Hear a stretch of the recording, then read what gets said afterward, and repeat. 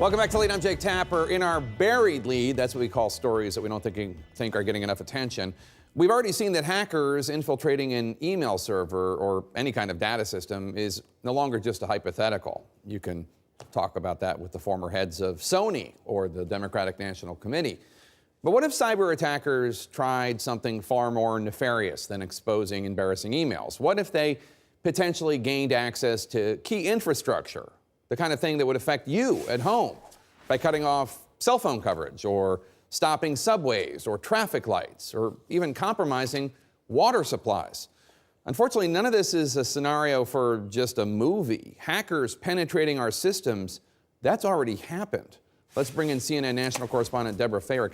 Deborah, tell us, hacking is no longer just about computers and data. It is a very real risk of physical damage here in the U.S. It really is, Jake. And Russian malware specifically is in hundreds, if not thousands, of U.S. computers that control critical infrastructure. That's according to the Department of Homeland Security. And the threat is not only real, but it's already happened.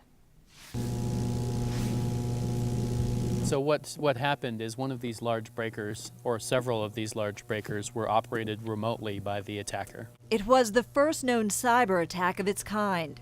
3 attacks, 30 minutes apart, against 3 electrical substations serving Ukraine's power grid. This is not theoretical. This has happened. We've now had a cyber attack on critical infrastructure that was destructive. Destructive and a real threat to the United States, says Suzanne Spalding. She's in charge of protecting the nation's 16 critical infrastructure sectors.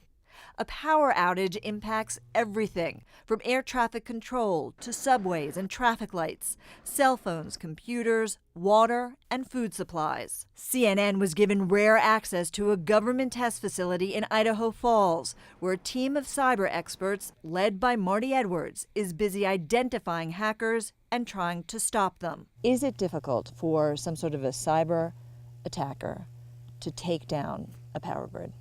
It's much more simple than we would like it to be.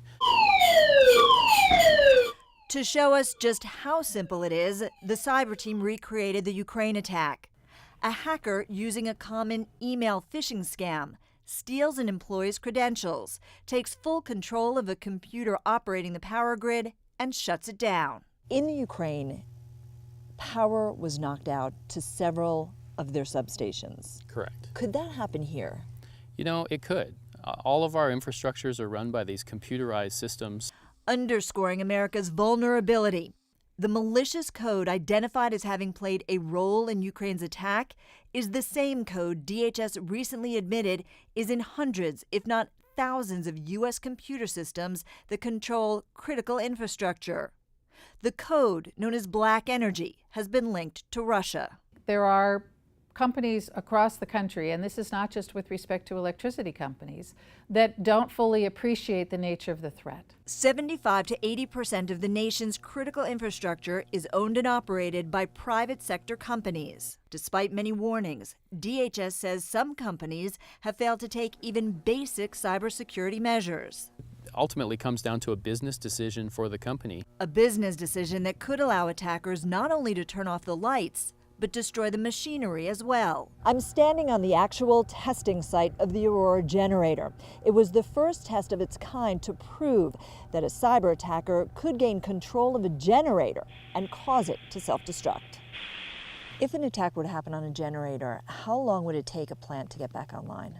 Oh, wow. Some of those generators and some of this large electrical equipment literally takes years to manufacture.